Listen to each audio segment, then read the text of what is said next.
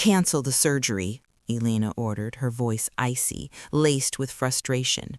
We can't take this risk. Find another donor. No, you can't cancel it. A weak but desperate voice came from the pre-op room. No! Lily! Sarah screamed, trying to rush forward, but was restrained by a henchman. Mark lay on the floor, staring through a haze of blood. His heart felt like it was being crushed. Listen here, you gambling addict, Ivan hissed, glaring at Mark. You owe me $500,000, principal and compound interest over the past 3 years. I'll give you exactly 1 week, 7 days. If you don't have the money, I won't kill the girl. I'll sell her across the Mexican border. White, blonde kids like this fetch a very good price. He released Lily. The child ran straight into her mother's arms, shaking uncontrollably. Ivan spat on the floor right next to Mark's face. 7 days, either the money or your daughter. They left, leaving behind a shattered door and a deadly cold flooding the apartment. That night, after soothing Lily to sleep and bandaging Mark's wounds, Sarah sat silently crying in the corner. Her muffled sobs cut into Mark like a knife. He knew he was the cause of everything. Gambling, debt, and now illness. He was a burden. Mark went into the bathroom and stared at himself in the mirror. His face was gaunt, smeared with blood. Blood began to seep from his nose again. A sigh that intracranial pressure was rising. You're useless, Mark, he muttered to himself. You're dead either way. As he reached to crumple an old newspaper lining the bathroom floor, a bold headline caught his eye. It was last week's issue of the Chicago Tribune. Vance Biotech issues urgent announcement, seeking a living liver donor, rare blood type, Rh null, golden blood. Compensation, special financial agreement worth millions and lifelong medical support. Contact the office of Miss Elena Vance directly. Mark froze. He remembered his days as an underwater welder for the military when an Army doctor had once told him he possessed the extremely rare Rh null blood type, only 1 in 6 million people. Back then, he had thought it was a curse. If he ever lost blood, it would be nearly impossible to save him. But now, he stared at the words, millions of dollars. He glanced through the doorway at his wife and daughter, holding each other in their sleep amid the cold. He touched his violently throbbing temple. A mad and brutal plan formed in Mark's mind. He realized a painful truth. His body was worth more than his life. Mark wiped away the blood from his nose. The desperation vanished from his eyes, replaced by the cold resolve of a man who had accepted death. He pulled out his phone and dialed the hotline number from the paper. Hello, Vance Biotech. I want to meet Miss Elena Vance, Mark said, his voice low and decisive. Tell her I have the blood she needs and I want to make a deal. The L train thundered overhead, drowning out the howling wind. The winter nightmare had only just begun. Chicago, January 2025. The city was buckling under a record-breaking snowstorm. A bleak -20°C cold blanketed the south side. Flickering fluorescent lights buzzed inside a rundown clinic for low-income patients. Mark Sullivan, 34 years old, sat on the edge of the exam bed, his calloused hands tightly clasped together, trembling. Across from him, Dr. Evans lightly tapped a pen against a black-and-white MRI film.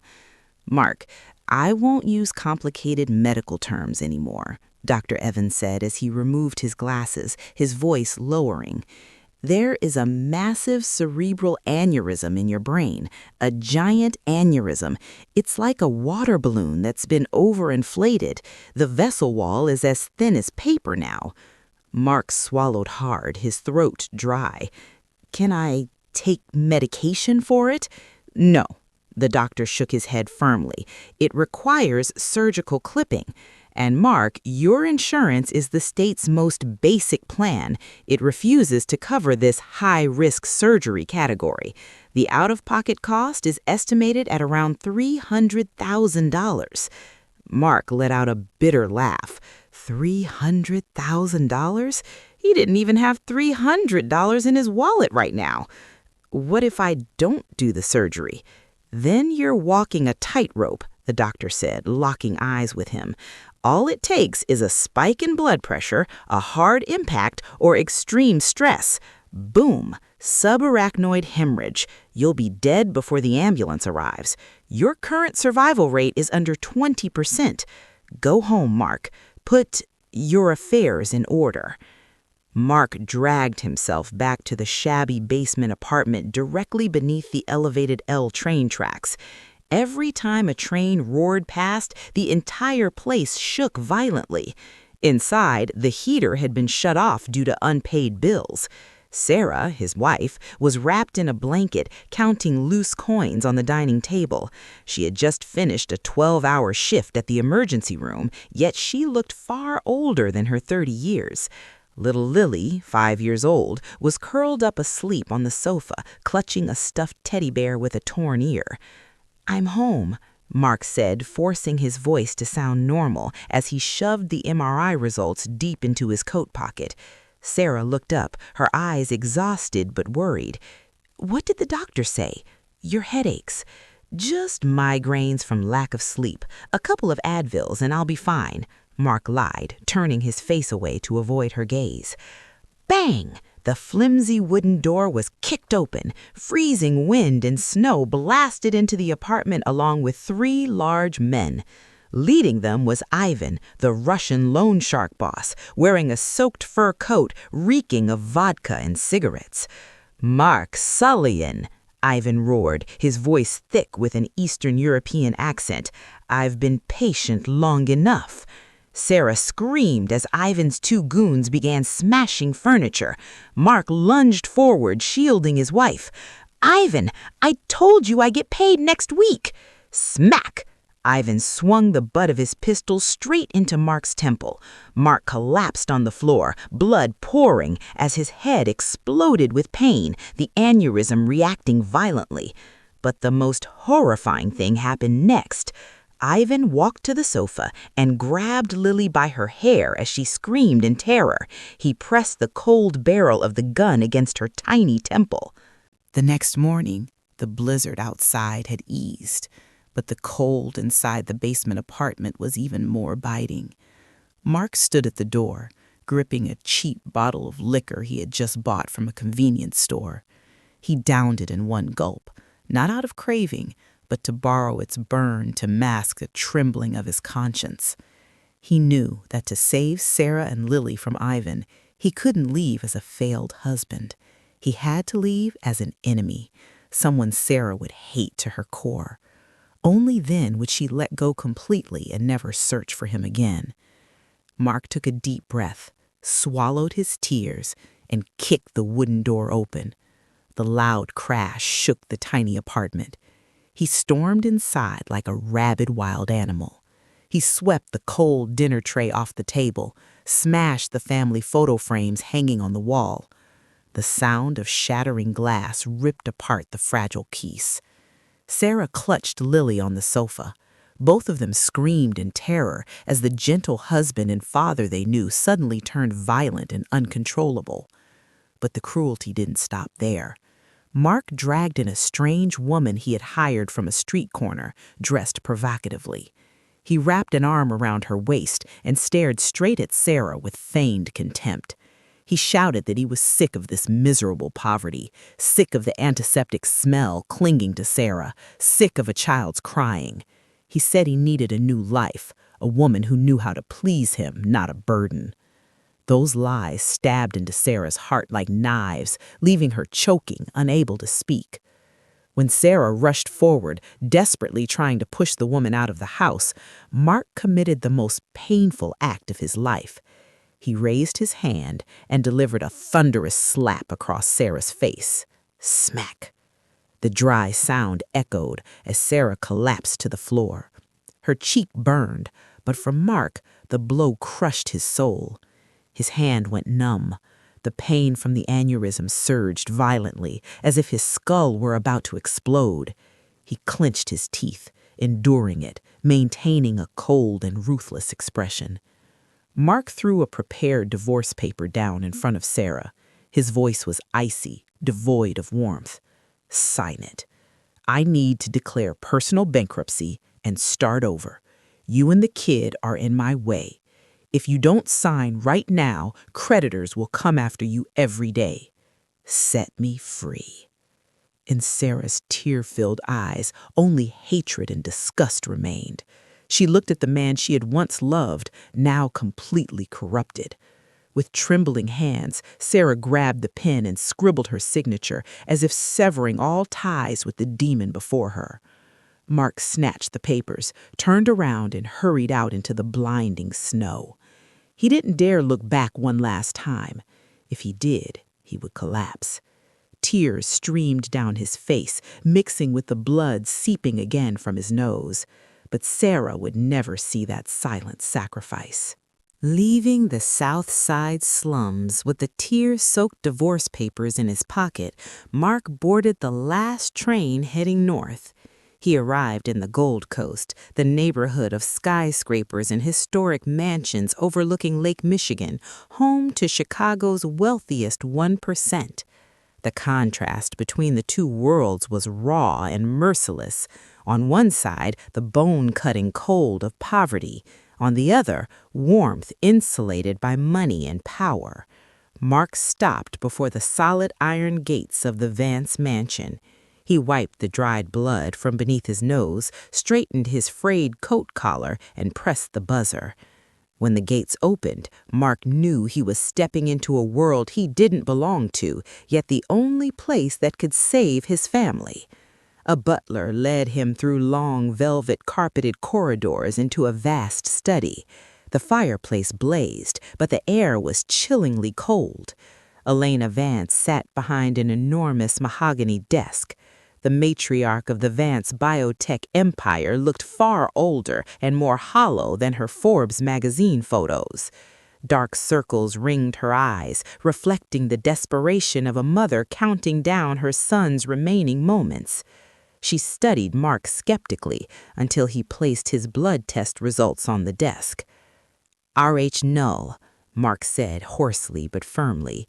"Golden blood, the only thing you need to save your son Leo, and I'm the only one in Chicago who has it." Elena picked up the paper, her hand trembling slightly. She gestured to the personal physician standing in the corner for a quick verification. The doctor nodded. Elena's eyes lit up like a drowning woman grabbing a lifeline. She looked at Mark, waiting for a price. Mark didn't hesitate. He placed another document on the desk. Ivan's debt note. "I don't need charity. I need a transaction. You will immediately pay $500,000 to this criminal named Ivan today.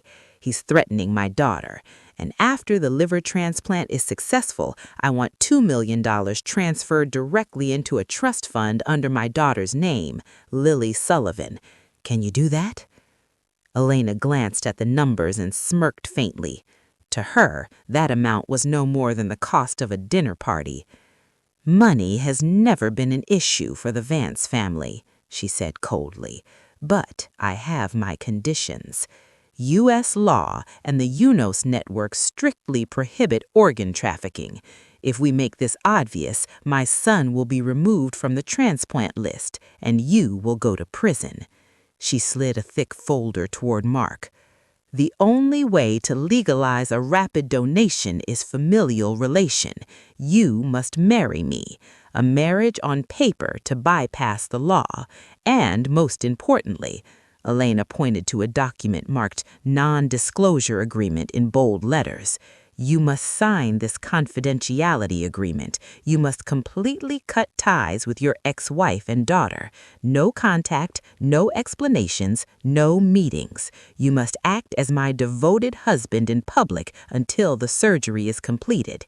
If you violate this, the deal is void. Your child won't receive a single cent, and Ivan will come back for them.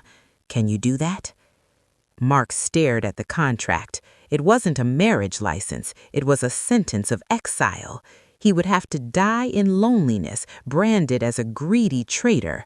But the image of Ivan's gun pressed against Lily's head flashed in his mind. Mark picked up the pen. Without a second of hesitation, he signed his name. "Deal accepted," Elena said, collecting the documents. "Welcome to hell, my dear husband." 8 months passed, and Chicago shifted from a brutal winter into a radiant golden autumn. To the public and the media, this period became a modern-day fairy tale. The Chicago Tribune ran constant stories about Cinderella man Mark Vance, the young, elegant husband devoted to billionaire Elena. But behind the marble walls of the Vance mansion, the truth was far more naked. Mark was not a husband, he was livestock. Mark lived under a level of surveillance stricter than a federal prison. He was forbidden to drink alcohol, forbidden to smoke, and required to follow a 5,000-calorie daily diet designed by top nutritionists. Elena's only goal was to fatten his liver, ensuring it reached absolute perfection for the day of the major surgery. On the outside, Mark underwent a complete transformation. No longer the gaunt, hollow-eyed welder from the South Side, he gained weight, built solid muscle through training, and his complexion turned healthy and flushed. He wore custom-tailored Tom Ford suits worth thousands of dollars, his hair slicked neatly back.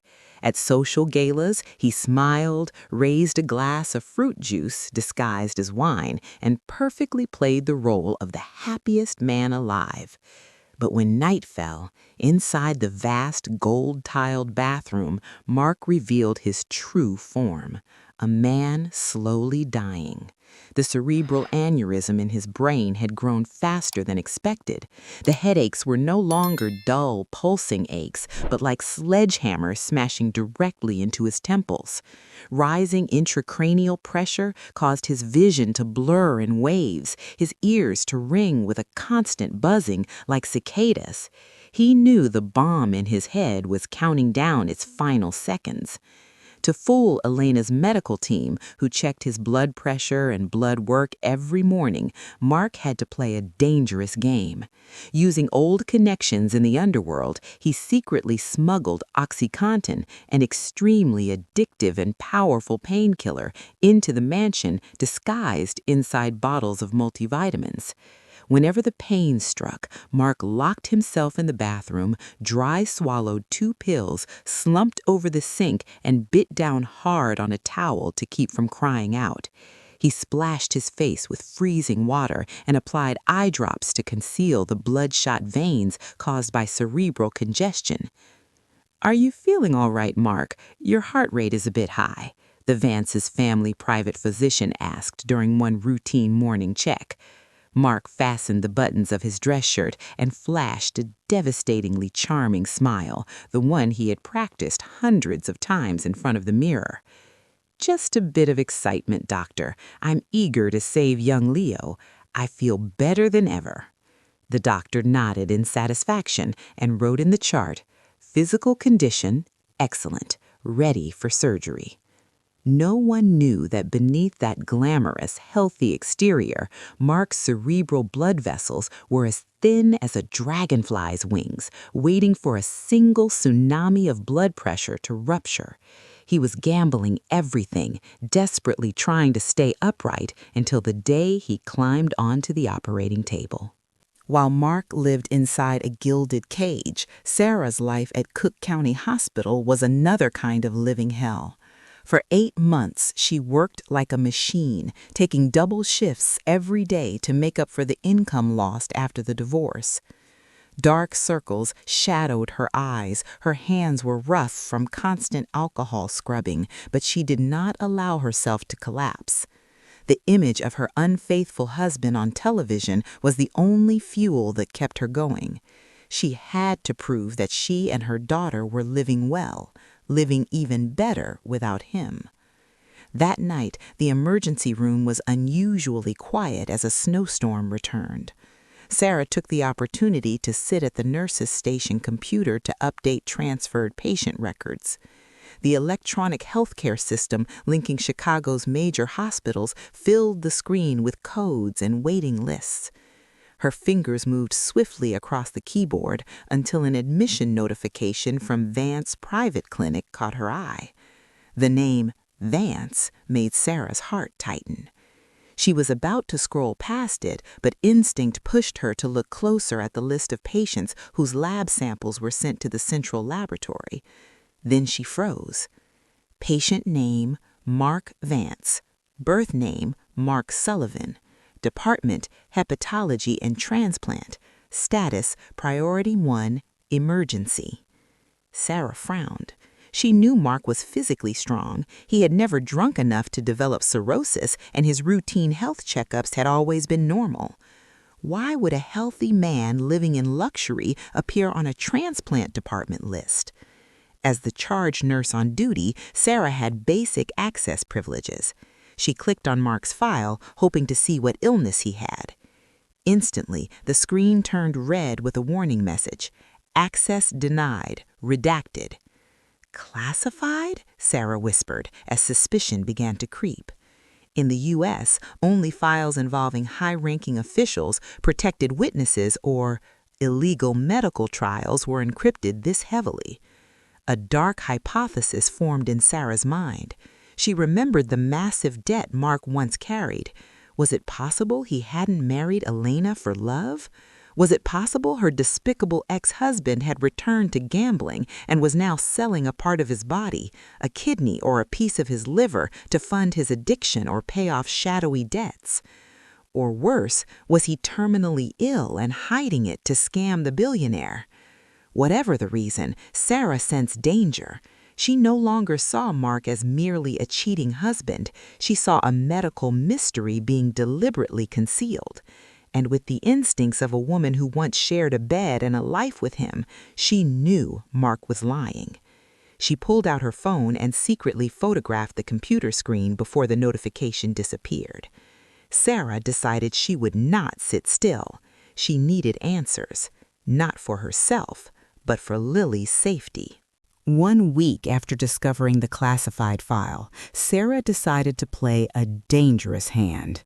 She withdrew every last dollar of her meager savings to buy a black market ticket to the winter charity ball hosted by the Vance Corporation at the prestigious Drake Hotel.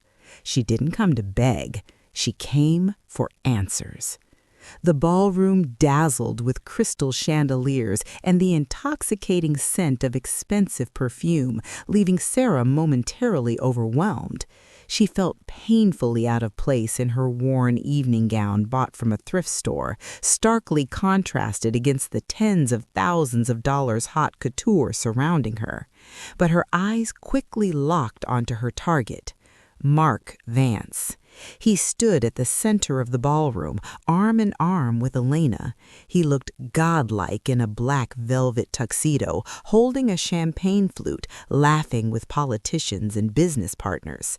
His polished, glamorous appearance made Sarah feel sick. She took a deep breath, clenched her clutch, and walked straight toward them, ignoring the warning looks from security. "Mark!" Sarah called out, her voice cutting through the soft music. The space around them fell silent. Mark turned. The smile vanished from his face when he saw his ex-wife. For a split second, pain and panic flickered in his eyes, but they were instantly replaced by a cold, cruel mask, as required by the NDA. "Where's security?" Mark said loudly, dripping with contempt. "Who allowed this woman in here?" Elena stood beside him, her expression unchanged, only tightening her grip on Mark as a silent reminder. Mark stepped closer to Sarah, lowering his voice so only they could hear, yet every word stabbed into her heart. "What the hell are you doing here, Sarah? Look at yourself. You stink of hospitals and poverty. You don't belong here. Take this $5,000. Mark shoved a stack of cash into her hand. "And get out of my sight. Never dirty my upper-class life again." Sarah stood frozen. She looked at the money in her hand, then into the eyes of the man who once vowed eternal love to her. Rage surged. She hurled the cash straight into Mark's chest. Green bills fluttered across the polished floor in front of hundreds of stunned guests. "I don't want your filthy money," Sarah screamed, tears threatening to spill. "I just want the truth." Security rushed in and violently dragged Sarah away. Mark turned his back immediately, not looking back once. He appeared decisive and ruthless. But in that very moment of turning away, Mark's perfect facade cracked. The extreme stress of the confrontation sent his blood pressure skyrocketing. The aneurysm in his brain was violently triggered.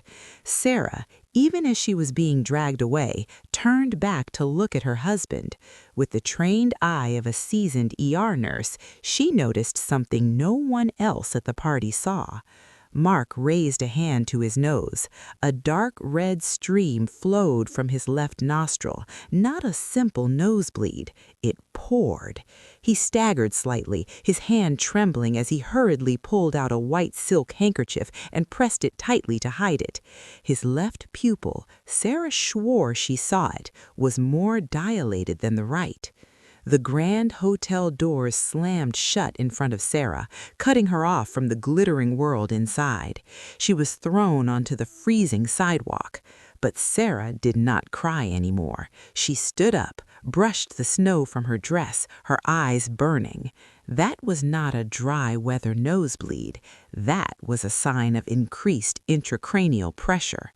Mark was not selling his liver to gamble.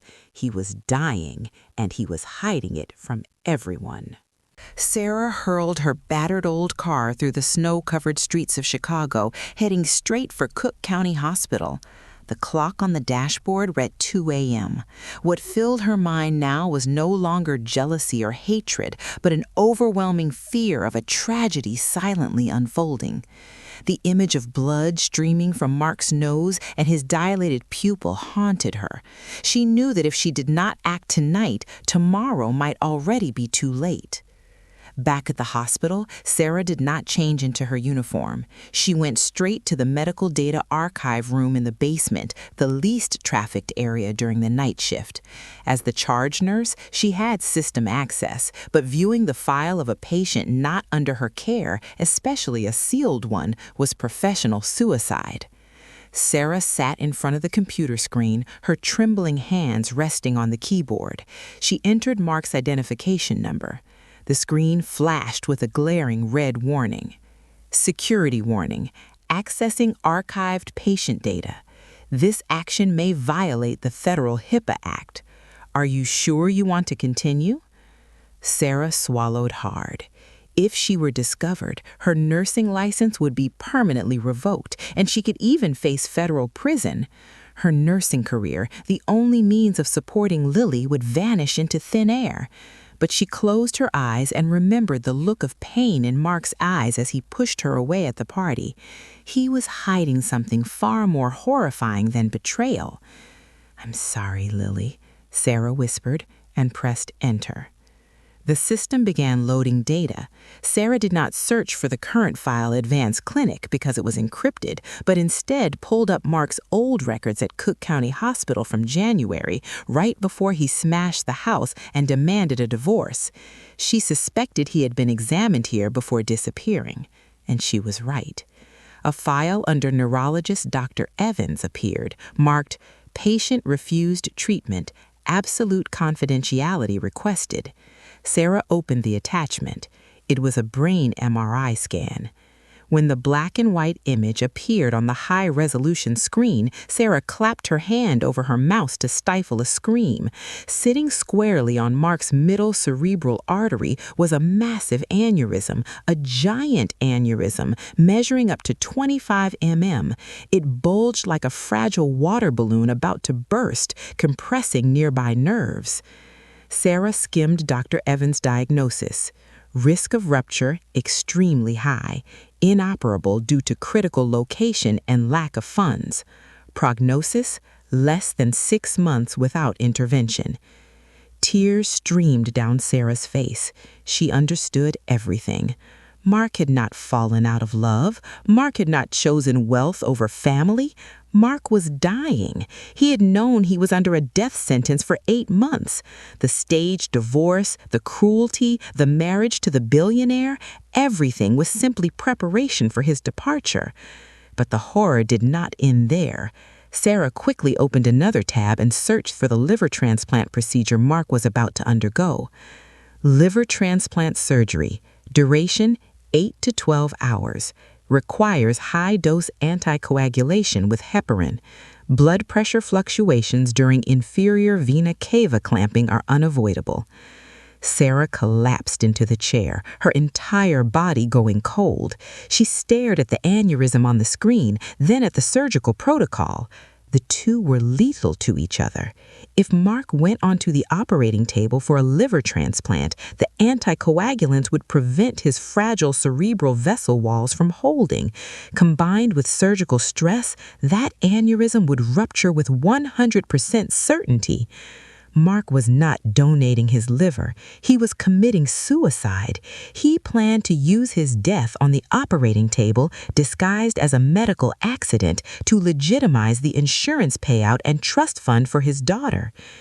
"You idiot! You absolute idiot!" Sarah screamed into the empty room, her sobs tearing through the silence, mixing with the hum of the computer's cooling fan. She knew she no longer had time to cry. Tomorrow was surgery day. She had to stop him before he traded his life for a blood-soaked gamble. Sarah printed out the black and white MRI scan, her hand crushing the paper until it wrinkled. She sat frozen in the cold archive room, and then, like a slow-motion film, all the insane events of the past 8 months rushed back, rearranging themselves into a complete and heart-shattering picture.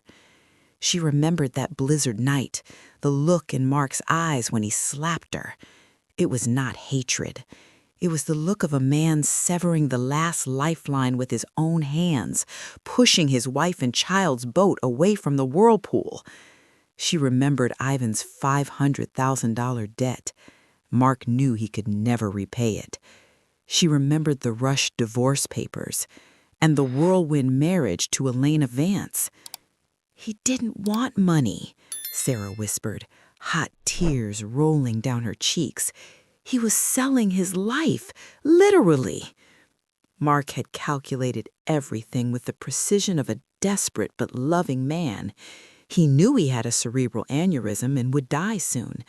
But if he died at home, Sarah and Lily would inherit nothing but debt and the pursuit of loan sharks. Life insurance would not pay out for pre-existing conditions or suicide. There was only one way his death could have value: dying on the operating table of an organ transplant. Mark planned to use the anticoagulants during the liver transplant surgery to trigger the rupture of his aneurysm. He would die from an unforeseen medical complication. Then his death would be classified as an accident. The contract with Elena would be fulfilled. $2 million would legally and cleanly flow into Lily's trust fund. Mark was not a traitor. He was a father making his final bet. He used his own life as the chip, gambling for his daughter's future. A blood-soaked gamble. Sarah wiped away her tears and jumped to her feet. She grabbed the medical files and ran out of the archive room. She could not let him die alone and misunderstood like this. She had to go to him. Sarah sprinted into the hospital parking lot as dawn began to break. She started the engine of her old car, the roar shattering the quiet air. She turned on the radio to check traffic, but the breaking news broadcast made her heart stop. Breaking news: the condition of Leo Vance, heir to the Vance biotech empire, worsened overnight. Sources report that the historic liver transplant surgery scheduled for next week has been moved up and will be performed emergency this morning at Vance Private Clinic. "No, that can't be!" Sarah screamed. The surgery had been moved up. Mark was going onto the operating table right now. Sarah floored the gas pedal. The car shot forward, blasting through red lights, skidding across Chicago's still icy roads. She no longer cared about traffic laws. Every second that passed was another shortened heartbeat inside Mark's brain. The drive to the Gold Coast had never felt so long.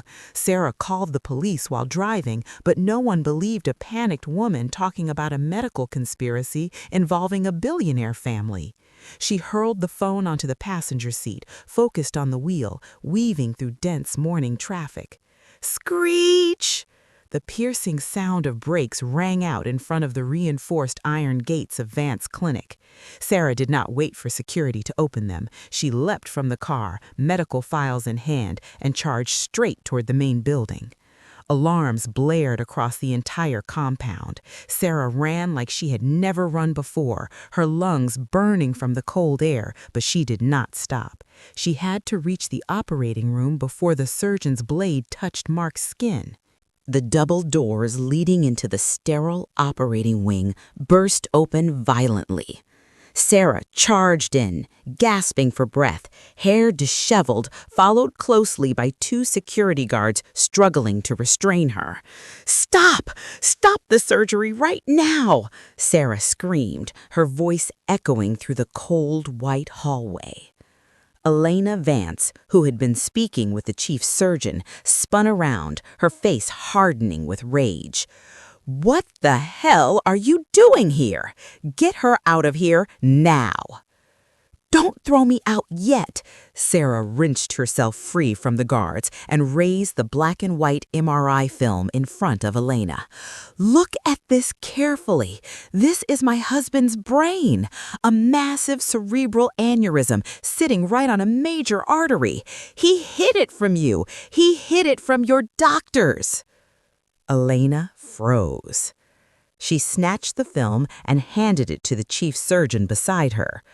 The doctor squinted under the light, and his face drained of color instantly. "Mrs. Vance," the doctor said, his voice trembling. "She's right. This aneurysm, it's a bomb. With the anticoagulation protocol, heparin for a liver transplant, this aneurysm will rupture with 100% certainty. The patient will die from catastrophic cerebral hemorrhage the moment we open the abdomen." The air in the room collapsed, heavy as lead. Elena looked at Sarah, then at the film. She understood immediately. She needed Mark's liver, but she could not allow him to die on the operating table once this risk was known. If Mark died now, this would no longer be a medical accident. It would be manslaughter. The entire Vance biotech empire would collapse, and she would go to prison. "Cancel the surgery," Elena ordered, her voice icy, laced with frustration. "We can't take this risk.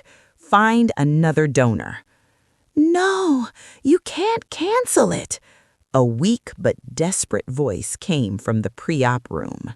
Mark stepped out. He wore a thin hospital gown, his body covered in monitoring wires. He staggered, gripping the doorframe, his face pale, but his eyes burned with determination. "Mark, are you insane?" Sarah rushed to support him. "Are you trying to kill yourself? You know the aneurysm will kill you." Mark pushed her hand away. His legs gave out and he collapsed onto the cold floor, kneeling before the two women, one who held his money and one who held his heart. "Elena, please," Mark panted, looking up at the billionaire. "Your son, Leo, he can't wait for another donor. His liver numbers have bottomed out. If you cancel this surgery, he will die tonight." Then he turned to Sarah, clutching her trembling hand. "And Sarah, you have to listen to me. Ivan, the crime boss, he never let us go. He only paused because I'm Mrs. Vance's husband. He texted me this morning. He has people watching Lily's school." Sarah went numb. The name Ivan hit her like ice water. "If I live, Mark continued, tears spilling over. "We still owe $500,000. We have no house, no money to treat this aneurysm. I'll die in a few months anyway and leave you and Lily alone among wolves." Mark coughed violently. Blood began seeping from his nose again. He looked up at both women, his eyes begging, tearing them apart. "Let me die with purpose. I'm begging you. Go through with the surgery. Elena, you get a liver for your son. Sarah, you get $2 million in insurance and trust funds to take Lily out of Chicago, somewhere safe. My death solves everything. Don't save me. Saving me means killing her future." The room fell silent, so quiet the hum of the ventilator could be heard. The plea of a father, a husband kneeling on the floor, erased all lines between right and wrong, good and evil. Mark did not want to live anymore. He wanted to use his death as a final gift, a supreme sacrifice to protect the people he loved. Elena looked at Mark, then at Sarah, waiting. She was a businesswoman, willing to accept risk, but she needed the ex-wife's consent to avoid legal consequences later. The power over life and death now rested in Sarah's hands. The pre-op room seemed frozen in time. Only the steady, indifferent beeping of the heart monitor remained. Mark knelt there, blood soaking the front of his gown, his eyes fixed on Sarah, as if pouring out the last strength of his life to beg for one final mercy, to be allowed to die. The operating room door swung open. The chief surgeon stepped in, mask covering his face, urgency in his eyes. "Mrs. Vance, the recipient's vital signs are crashing. We must proceed immediately, or never. Is there any medical issue with the donor?" The question hung in the air like a blade about to fall. Elena Vance did not answer. She turned to Sarah and waited. She knew she could not force this. If Sarah exposed the truth now, everything would end. Sarah stood there, gripping the black and white MRI film, the only proof of the aneurysm that would kill her husband. Inside her head, a brutal war raged. On one side was her conscience as a nurse and the love of a wife who wanted her husband to live even for just a few more months. On the other was the brutal reality: debt, Yvonne's pursuit, and Lily's dark, uncertain future. Sarah looked at Mark. She saw the certainty in his eyes. He wasn't afraid of death. He was afraid his daughter would live the same miserable life her parents had endured. Mark's lips moved silently, but Sarah read them clearly. For Lily. Sarah's heart shattered. She took a deep breath and swallowed her tears. The hand clutching the MRI film slowly loosened. She crushed the film and shoved it deep into her coat pocket. Sarah stepped forward and knelt at Mark's eye level. She wiped the blood from his nose with a handkerchief and straightened his collar one last time, the way she used to every morning before he left for work. "Doctor," Sarah looked up, her voice eerily calm while a storm raged. "My ex-husband, he's very healthy. He's just a little nervous about becoming a hero. Please proceed." It was the greatest and most painful lie of her life. Sarah had officially signed her husband's death sentence. The doctor nodded. "Very well. Take the donor in." Mark smiled, the most relieved, fulfilled smile Sarah had ever seen. He squeezed her hand for 1 second and whispered, "Thank you. I won this hand." The operating room doors closed, swallowing Mark into blinding white light. Sarah stood motionless, watching until the red "in surgery" sign lit up like blood. 12 hours passed like an entire century. Sarah and Elena sat across from each other in the VIP waiting room, neither speaking a word. The silence between them was complicity, a secret that would be buried forever. At 4 a.m., the operating room lights went out. The chief surgeon emerged, removed his mask, revealing a face drained and full of regret. "The liver transplant was a complete success," he announced, his voice lowering. "Young Leo has accepted the new liver very well. However," he hesitated, then looked at Sarah with sympathy. "I regret to inform you that during the final stage of surgery, when blood pressure fluctuated, a major blood vessel in Mr. Mark's brain ruptured suddenly. We attempted resuscitation, but the hemorrhage was too massive. He passed away at 3:45 a.m. Sarah did not cry. She had cried all her tears the moment the doors closed. She simply nodded, receiving the news as an inevitable fate already written.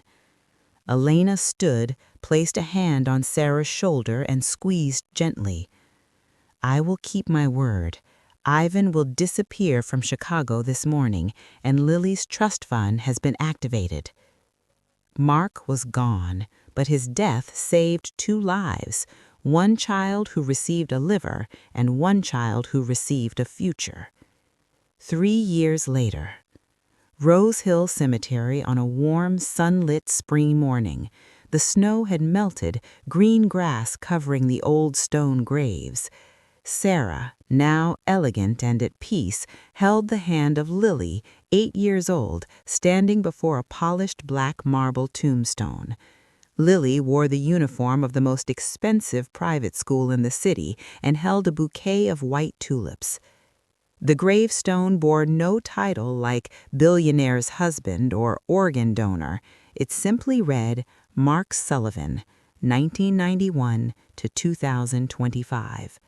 The greatest gamble was love. Lily placed the flowers down and looked up at her mother with wide eyes. "Mom, kids at school say Dad left us to marry someone rich. Was Dad a bad man?" Sarah smiled, knelt to straighten her daughter's collar, her gaze drifting toward the Chicago skyline shimmering in the distance.